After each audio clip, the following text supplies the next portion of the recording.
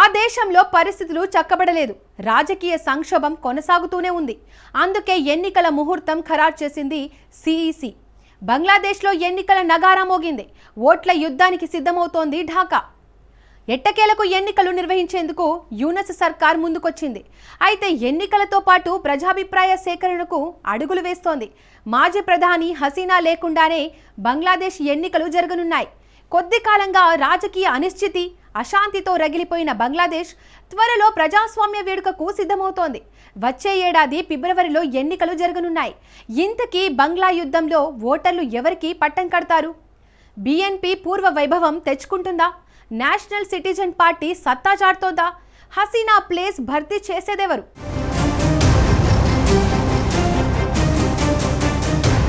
బంగ్లాదేశ్లో మోగిన ఎన్నికల నగారా.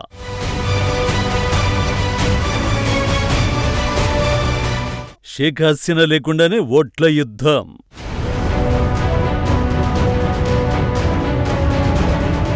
ఇకనైనా బంగ్లాదేశ్ తలరాత మారేనా?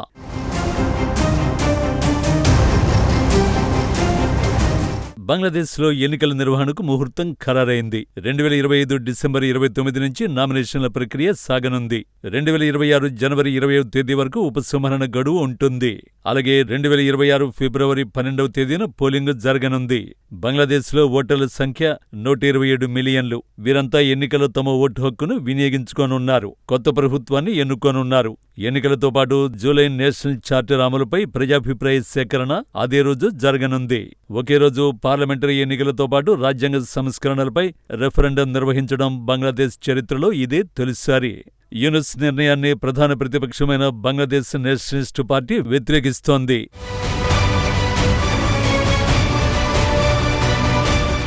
అత్యంత పారదర్శకతతో ఎన్నికలు నిర్వహిస్తామన్నారు Bangladesh chief election commissioner Nasiruddin. దయచేసి ప్రజలెవరూ ఎటువంటి పుకార్లు నమ్మొద్దన్నారు.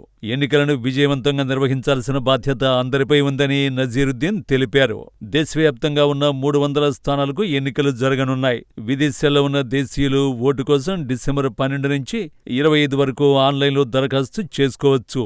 మాజీ ప్రధాని షేక్ హసీనా, ఆమె పార్టీ పోటీలో లేకుండానే బంగ్లాదేశ్ ఎన్నికలు జరగనున్నాయి. ఢాకా రాజకీయాల్లో మళ్లీ నాటకీయ పరిణామాలు చోటు చేసుకుంటున్నాయి. కొద్ది రోజులుగా యూనస్ ప్రభుత్వం అనేక సవాళ్లను ఎదుర్కొంటోంది. మహమ్మద్ యూనస్ సలహాదారుగా ఉన్న బంగ్లాదేశ్ తాత్కాలిక ప్రభుత్వం ఇష్టానుసార నిర్ణయాలు తీసుకుంటోందనే విమర్శలు వెల్లువెత్తాయి. దీంతో మహమ్మద్ యూనస్ పై ఒత్తిళ్లు రోజురోజుకు పెరిగిపోతున్నాయి. విమర్శకులను ఎదుర్కోవడానికి సోషల్ మీడియా వ్యూహాలకు పదును పెట్టాడు యూనస్. దేశంలో సమస్యలు పెరుగుతున్నా ఆయన అస్సలు పట్టించుకోవడం లేదు. నేనే రాజు, నేనే మంత్రి, అంతా నా ఇష్టం అంటున్నాడు. తనకు పోటీగా ఉన్న పార్టీలపై ఆంక్షలు విధించి ప్రత్యర్థులపై కుట్రలు చేసి గట్టెక్కాలని ప్రయత్నిస్తున్నాడు. నిత్యం అక్కసు, విద్వేషంతోనే ఆయన రెచ్చిపోతున్నాడు.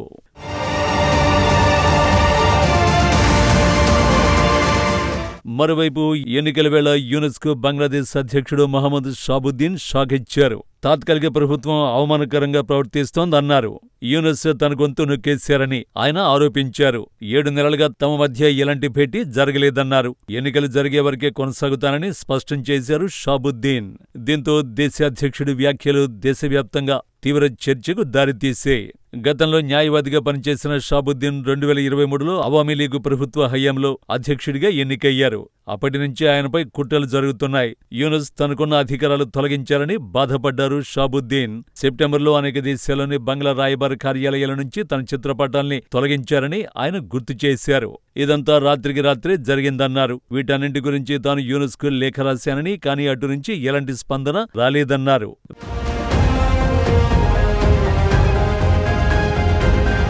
బంగ్లాదేశ్లో షేక్ హసీనా ప్రభుత్వం రిజర్వేషన్ విధానంపై విద్యార్థుల అసంతృప్తితో కుప్పకూలింది. స్వాతంత్ర్య సమరయోధుల వారసులకు ప్రత్యేక రిజర్వేషన్ ఉండడాన్ని కొత్త తరానికి చెందిన యువత అన్యాయంగా భావించింది.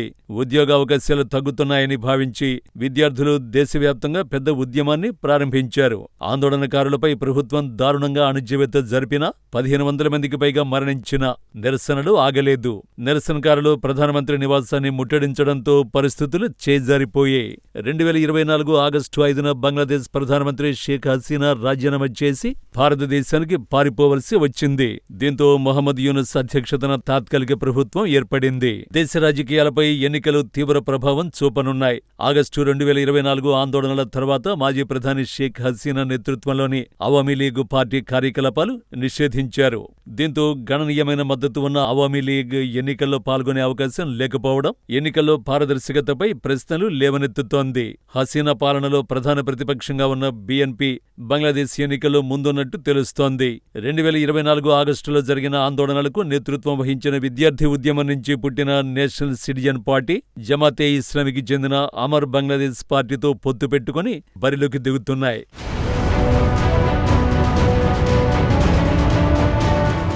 షేక్ హసీనా తొలిసారిగా 1996లో ఆ దేశ ప్రధానిగా బాధ్యతలు చేపట్టారు. అనంతరం 2009 నుంచి 2024లో రాజీనామా చేసే వరకు వరుసగా 15 ఏళ్లు ప్రధానిగా కొనసాగారు. 2024లో జరిగిన అల్లర్ల కారణంగా హసీనాకు చెందిన పార్టీ అవామీ లీగ్ను బ్యాన్ చేశారు. షేక్ హసీనానే కాకుండా ఆమె పార్టీ అభ్యర్థులెవరూ ఈ ఎన్నికల్లో పోటీ చేయలేరు. వివిధ కేసుల్లో అభియోగాలు ఎదుర్కొంటున్న షేక్ హసీనాకు ఆ దేశంలోని ఇంటర్నేషనల్ క్రైమ్ ట్రైబ్యునల్ మరణశిక్ష విధించింది. ఇతర న్యాయస్థానాలు 21 సంవత్సరాల జైలు శిక్ష విధించాయి. ఈ పరిస్థితుల్లో హసీనాను బంగ్లాదేశ్కు అప్పగించాలని యూనుస్ ప్రభుత్వం భారత్ను అభ్యర్థిస్తుంది.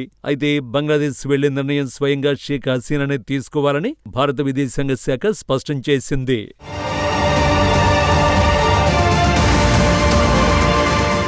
సాధారణ ఎన్నికలతో పాటే రెఫరెండం కూడా నిర్వహిస్తామని యూనుస్ ప్రకటించారు. సాధారణ ఎన్నికలతో పాటే రెఫరెండం నిర్వహించడం వల్ల సంస్కరణల లక్ష్యాలకు ఎలాంటి ఆటంకం ఉండదు.